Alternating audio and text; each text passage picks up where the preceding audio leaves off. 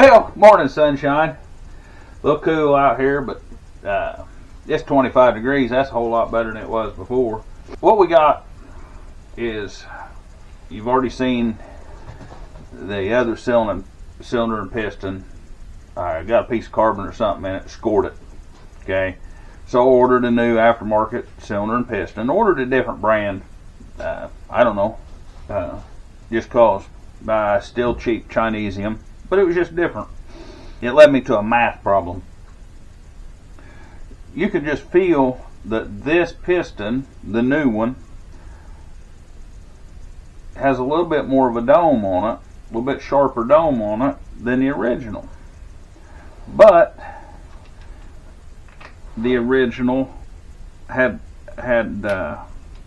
over the top of the ring gland, you can see they gained dome by taking part of that down on that ring gland, just like I did to help do the transfer charge. How I did that, I machined it down just in one little spot, filed it down. What the hell, Kicks? Come here, buddy. I machined it down just in one little spot to help with the transfers. They've took it. You little turd. You little turd. Go play, buddy. They took and machined it all the way around. So I decided we need to get some measurements, see which piston we needed to run. I got the cylinder pins in it, wrist pins. So what I did, and what I'll show you again, is I'm going to take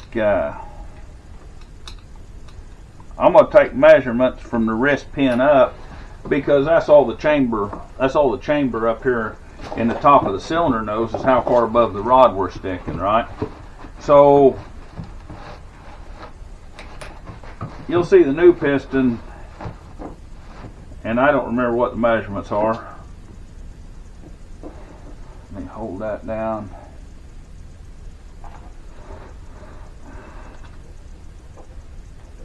She's a little cold. So we're looking at about 691,000. And then what I did is I measured just to the edge of that dome, just as close as I could get without falling off. And we're at 1.268. So from there to there, and then I measured to the top of the dome. Now I want you to remember this here measurement right quick here for a second, or I'll try to remember it. Both of us try to remember it. About 1.329. Yeah, I'm showing a little bit different. 6.91 is what I, or 0.691 is what I had. I got 6.687 there, 688. We're going to minus 0.688. So we're about 0.641 over the pin height to the top of this crown. Okay, and we got a different shape crown. We're aware of that. So the pin height on that one is 0.695. It's a little higher.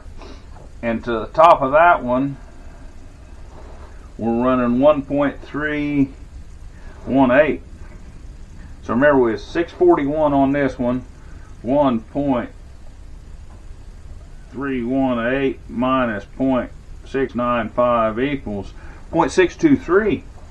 So actually, this dome, even though it's carried down farther here, it sticks up farther here. So they've machined it as sharper.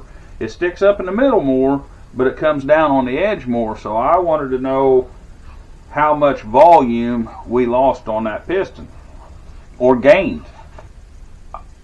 I know that's not a perfect cone.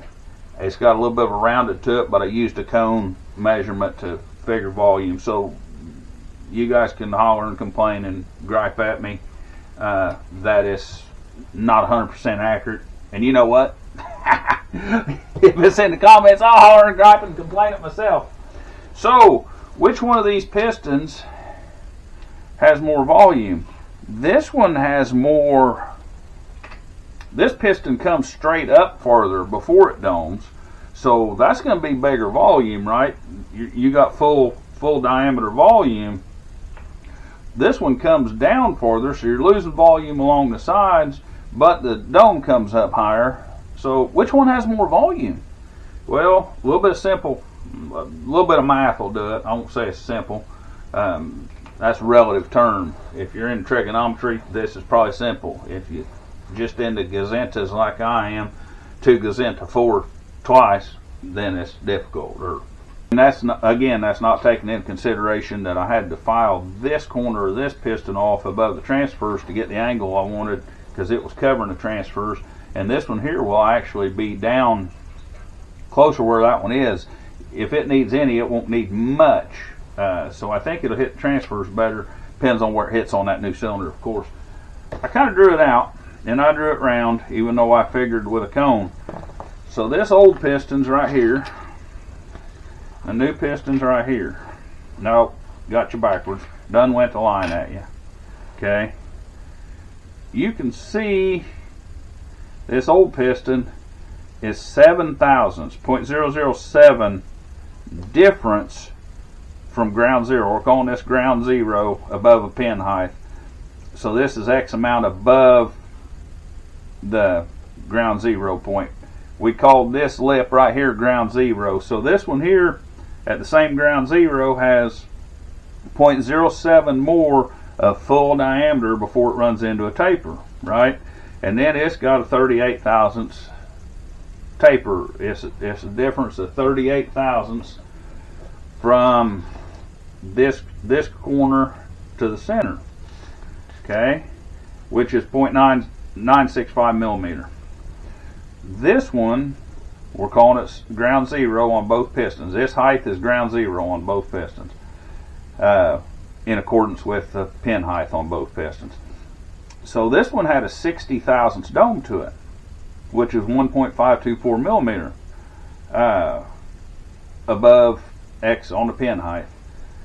This one had a grand total of this 0.007 and this 0.038. That one had 45 thousandths of a dome, but part of it, like I say, part of it was cylindrical and part of it was taper, for a total of 1.43 millimeter. Well, I wanted to know which one was more, because volumes can be tricky. One of the factors I like asking people on volume, especially on a circle, they get so goofy.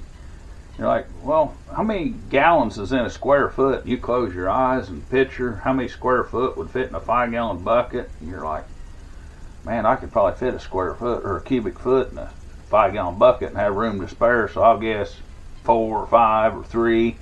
No, there's actually 7 point, I don't remember. There's over 7 gallon in a cubic foot, so cylinders get kind of goofy with me anyhow, wrapping my head around how much is in there. So, don't pay no attention to that. I went way too far on extrapolating that digit out. It don't make any difference.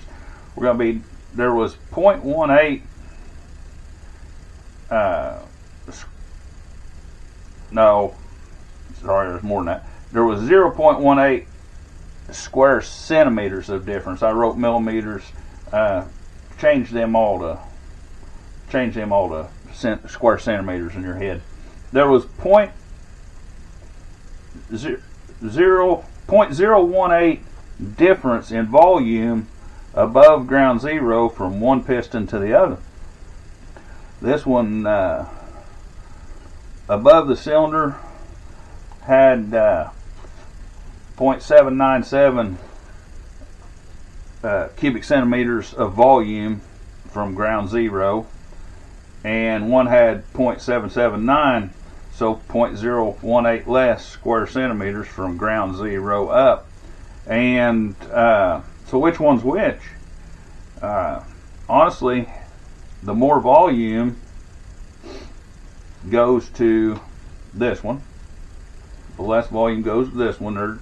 They're how they would be. This dome has, even though it comes down farther and we lost less cylindrical, we've made up for it in the extra height of it. We've made up for that. In my mind, I just figured this piston here would have more volume because of the difference in a full cylinder. But this one made up for it. And I could physically feel this dome here was bigger than that one. So there we go. We're going to choose this piston and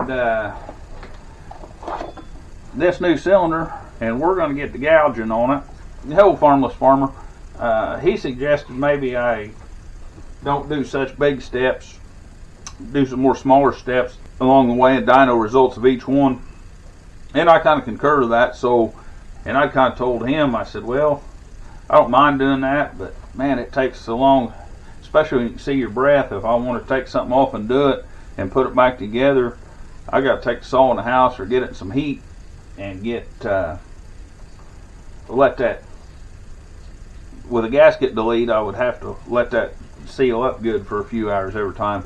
So what I think I'm going to do is I think I'm going to take a few thousandths off the base and basically put it right back where it would have been with a gasket delete. Let's get to working on this and get this all put together next.